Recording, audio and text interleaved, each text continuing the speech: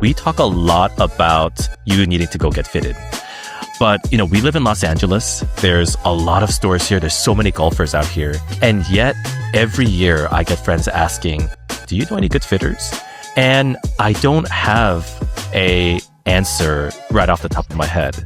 I've had good fitters in the past in the LA area, but they move around. They're no longer here. They've retired. And so even for me, I'm constantly searching for a good fitter. Why do you think it is so hard to find a good fitter? That is a great question.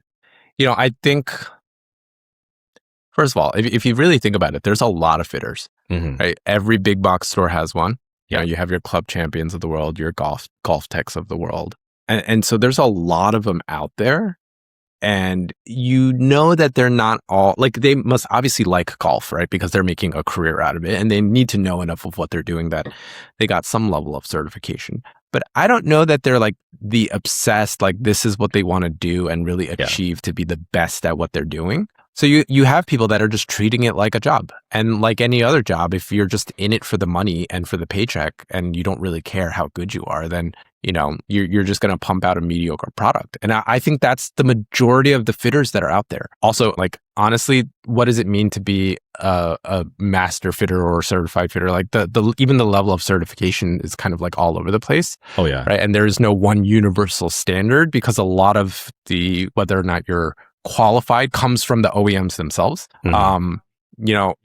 I think most of these people are just trying to like hit a checkbox and do enough of it without really trying to, and like you said, get to know the player, right? Get to know them as a person and be able to walk them through that versus, they're just like, cool, I'm going to sell, like my whole point is to just sell you a club. Like, let me put you through enough of the paces and bada bing, bada boom, there you go. Yeah. No, I think you touched up on two main things that I noticed when I go to fitters. When I go to fitters, not all of them are crazy about golf specs.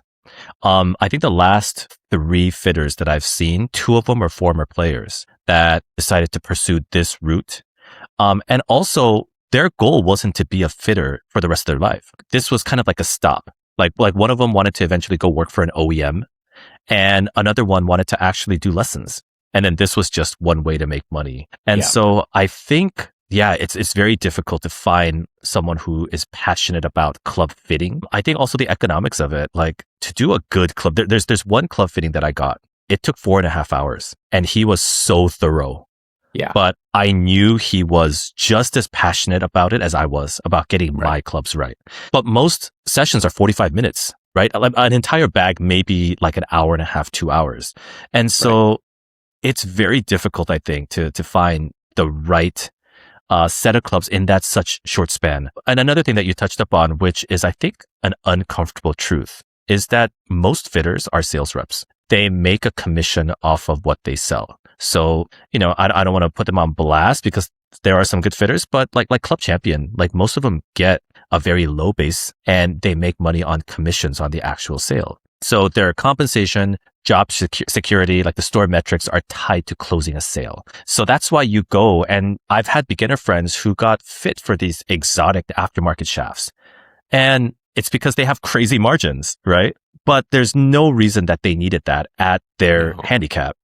Yeah. Also, I think a lot of the head shaft combinations are optimized for launch monitor data and not real performance on the course. And two other issues that I find with a lot of like these big fitters is that, number one, you're also fit into what's in stock. And depending on the fitter, they don't have everything. A lot of times, like things are on loan with different stores. And so they might actually not have the perfect shaft for you. So they're just like, let's see just whatever we have in stock and whatever fits best among our inventory, but it's not the full catalog.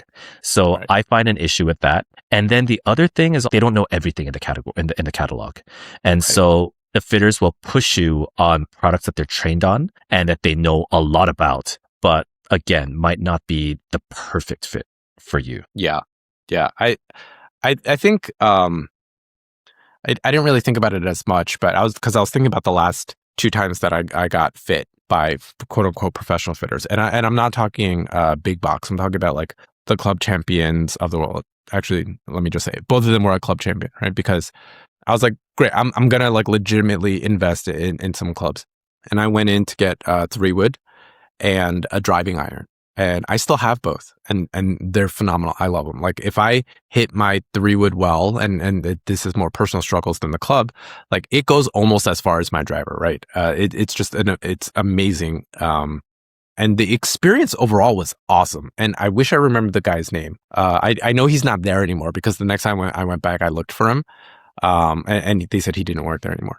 But I didn't think about it until now. With what you're saying is, I had the last slot of the day. And so he went like an extra 30 or 40 minutes with me trying out different things that he wanted to see. And he obviously loved what he was doing too, that he was willing to just spend this time, just be like tweaking some things. Right. And this is when it was like the gapper, right? So I have like a gapper 2-iron driving iron. Right. And so like, you know, it was like, do I go to the full hybrid? Do I go to the thinner one? And he just let me try out everything. He was very knowledgeable and just invested a lot of time into it. And I like gladly walked out paying for these 2 clubs and aftermarket shafts. And I was like, fantastic.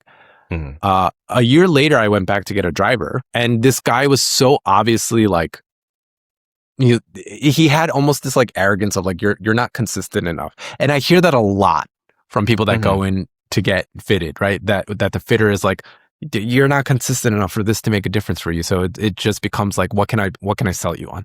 Yeah.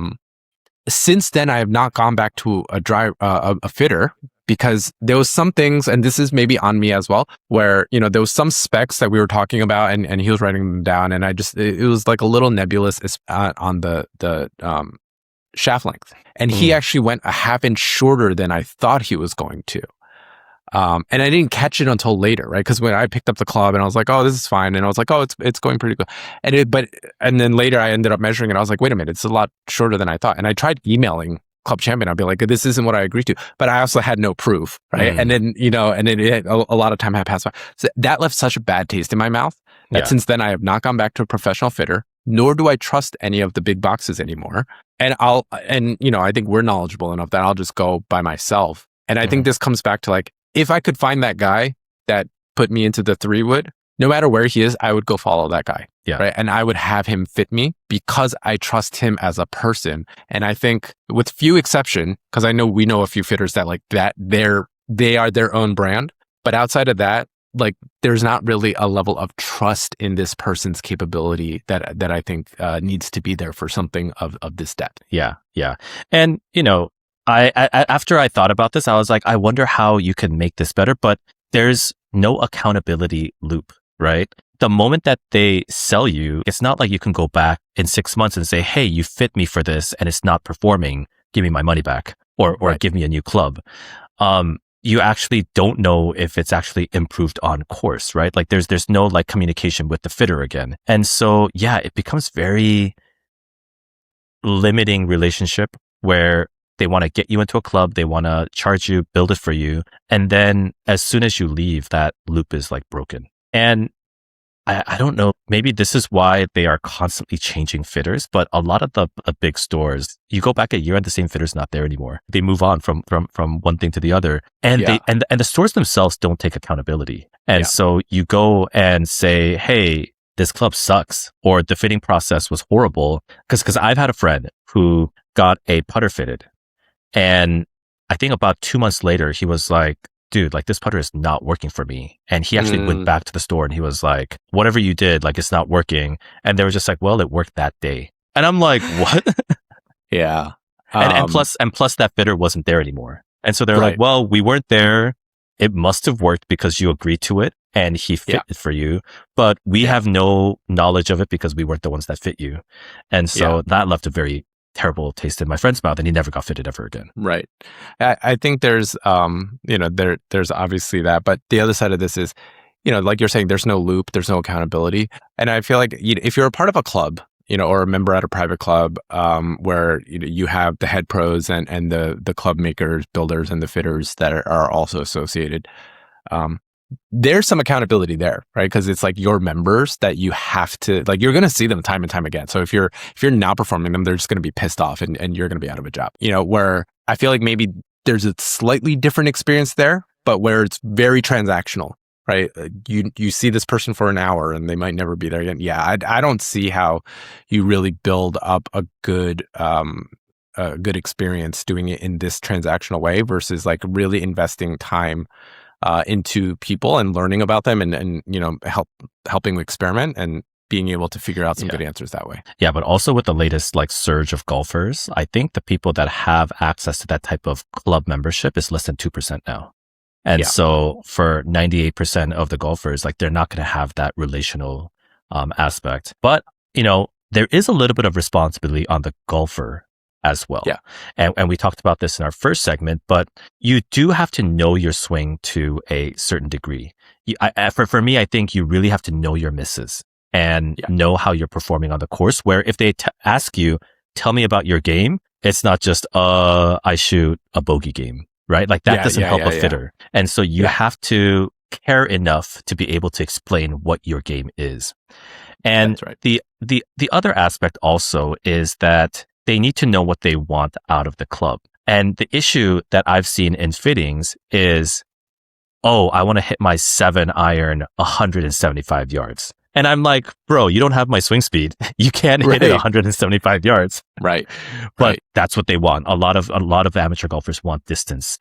And so, and they tend to overswing in fittings. Like it's not their swing. Yeah. I think they come in kind of wanting a validation for a purchase. And so that kind of just leads into what their goal is anyways, the fitters, which is to sell you something. So I feel like, the individual golfer needs to be a little bit more educated about the fitting process and what you want before going into a fitting as well. Agreed. Well, I'm going to go get fitted for a few clubs this year. So if there's anybody out there that knows a good fitter in the greater LA area, let me know and maybe we'll go hit them up. Yeah. And if we find a good hitter, because there is someone that I'm going to try fitting with, I'm going to start blasting him everywhere. Yeah, absolutely. Yeah. Let's get some good fitter reputations out there for the greater LA area. Thank you everybody for sticking around. Don't forget to like, subscribe, and follow on your favorite podcast platform, and check out our Instagram, TikTok, and YouTube at Track Golf, TRAQ Golf. That's enough getting off track. May your mulligans be Benny and your 3 putts be few.